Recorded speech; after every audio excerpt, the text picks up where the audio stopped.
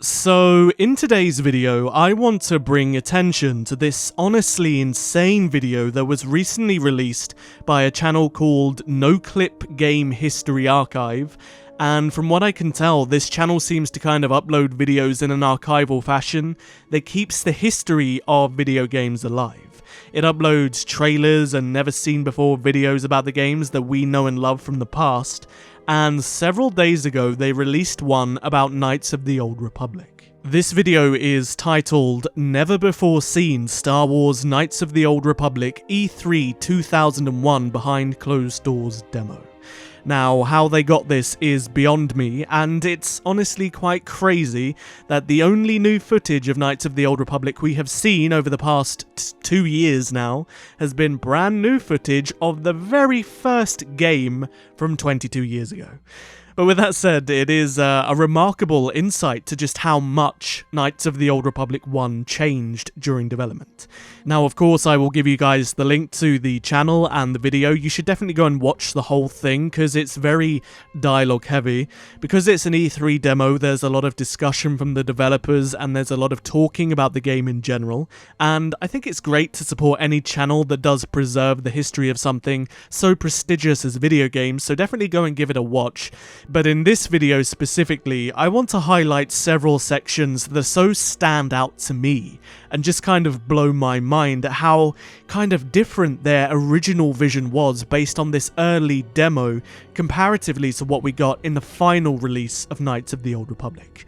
Also, bear in mind, this footage is, as I said, 22 years old, so it's not the highest quality in the world. So, if we skip forward about 8 minutes or so, we can see this section where they are demonstrating the animation systems on a character that looks very similar to Bastila Shan, or Vima Sunrider, or Sarah Dawn as she was known before she became Bastila.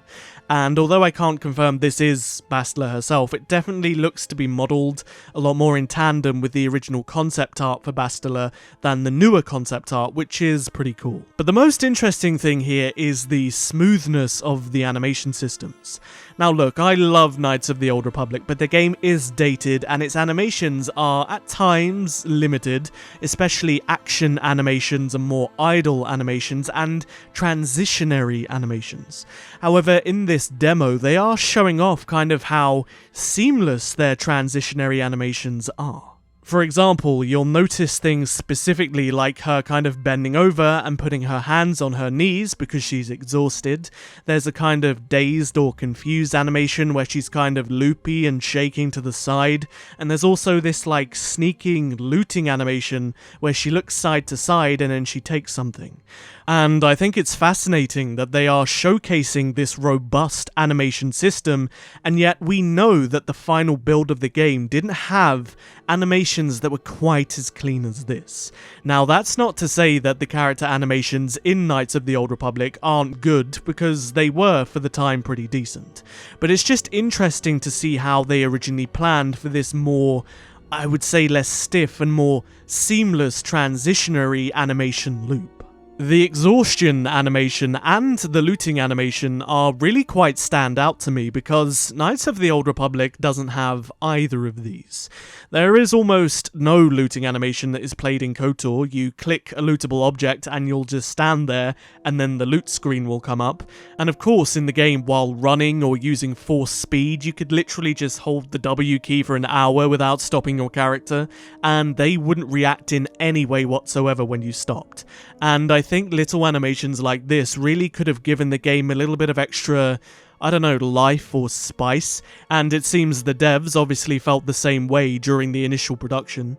And I wonder why they took it out, whether that was for gameplay reasons perhaps, or maybe it was engineering reasons, or the game engine itself was a limiting factor, who knows. But anyway, the second thing that I want to bring your attention to is the Tatooine segment of the demo. Now, it's important to note that this is a demo and most of the game very much likely isn't done or even completed in the design phase. They're just kind of showing off key aspects of it, kind of like they would do in a vertical slice in a way. But as soon as this section opens up, the very first thing that I noticed was the HUD. Now, it wasn't the overall design of the HUD that took me by surprise, or anything like that really. They do even say that the HUD wasn't the final design and it was only temporary, but even though they say that, they do explicitly put ammo counters on this temporary HUD design. In the final build of Knights of the Old Republic, there is no ammo system whatsoever. Once you've got a blaster, you've got unlimited ammo in said blaster, but I think this maybe suggests that the original combat system or the original vision for the game was going to be perhaps a little bit more action-oriented. But I definitely think it's something interesting to consider that maybe the more direct turn-based combat wasn't always their original intent. Perhaps BioWare originally had in mind something more like Mass Effect, but as time went on they realised the technology wasn't there, and so they had to go more turn-based with the game.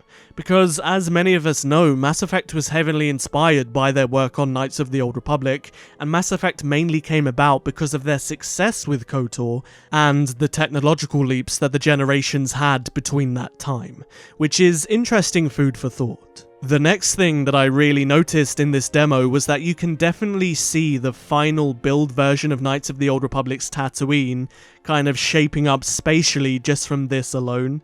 You can see the same kind of areas, you can see the same kind of spaces and the same pathways. There's just less going on in general besides, the speeders going through, which is pretty cool. It's a nice little touch that I wish they kept. But the most fascinating thing that I find in this section of the demo is the way they have the world reacting to the player character. Again, something that's really not kind of present in the final build of the game. Now yeah, there were instances of this happening in Knights of the Old Republic, but as you see in this demo, the Sith soldiers and the droid are actually reacting to you just as you walk by them or sort of enter their line of sight. This is a restricted area. No civilians allowed inside. Sir, what are you still doing out here? Your mission was clear. The Jedi Council expects you to be on board that ship. You have to hurry, sir. It's about to launch. And as I mentioned, if you actually watch the whole video on the channel and you listen to the developers talking about the game, there's a lot of dialogue where they are saying that they wanted the game to react to you based on your actions. They wanted the NPCs to treat you in certain ways depending on the game world and the situation and the scenario within that specific space.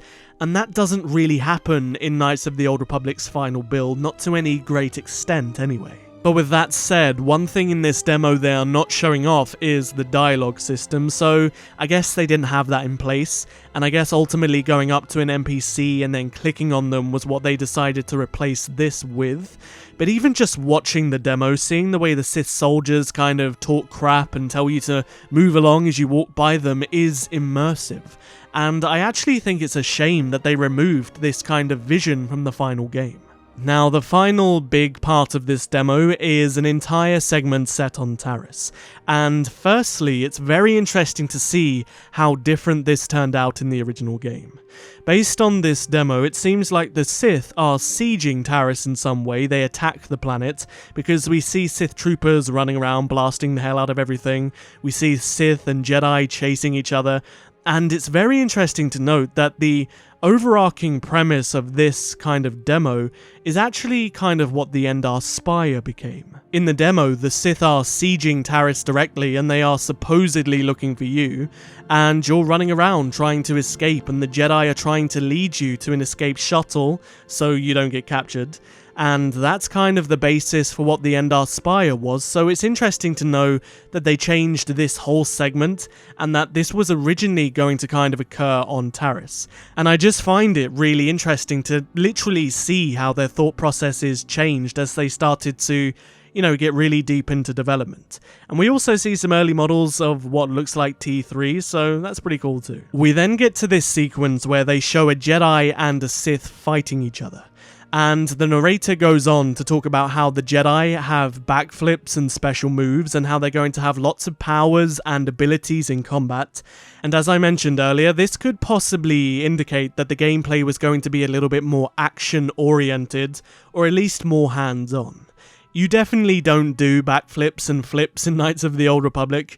I think the only flippish thing you can kind of do is the forced jump, but the actual combat of the final game is very indirect and hands-off, which ultimately worked, but I definitely would have been curious to see what their original intent was, and to see the game play out with a different combat system if that was their original intent. We then run out to this big open section of Taris, and we look at the vistas and what they were going for with their visuals, which didn't really change much in the final build, and then the escape ship that we were running towards gets shot down by a Sith ship that comes flying down and lands on the platform, and I find this interesting because this Sith ship design is not in the original game. It actually kind of looks like a bird of prey from Star Trek, if any of you guys are familiar with that. And it's quite fascinating to see that they modelled this ship, they had the design for this ship, and then they decided that they didn't want to use it in the final build of the game. But the funniest thing of this whole demo, for me, is as this Sith ship comes down, it lands, opens up, and Darth Malak comes walking down the ramp and he ignites his lightsaber. And I think the one thing the final build of Knights of the Old Republic really did get right was the character models, because Malak really doesn't look good in this. The way he's built is kind of like a 1990s cartoon character, and it just looks so blocky and so cheesy, so I'm really glad they took extra care of the character models and making them feel realistic by the end of development. And that then pretty much concludes the demo.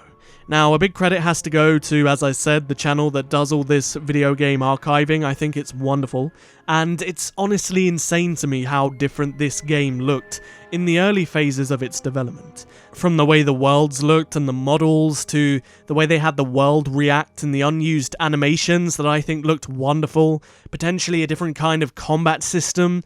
I just love seeing how the games that I love sort of grew and evolved during the development process, and I think it's fascinating to watch. Also, for fans of this game who have lived and breathed these games for 20 years now, just knowing the ins and outs of how it works, to see it in this state that is almost entirely different to the final game, is just kinda crazy. And I'm really curious, what do you think of this footage? Is there anything in this demo that you're really glad they changed for the final game, or is there something you kind of wish they kept in?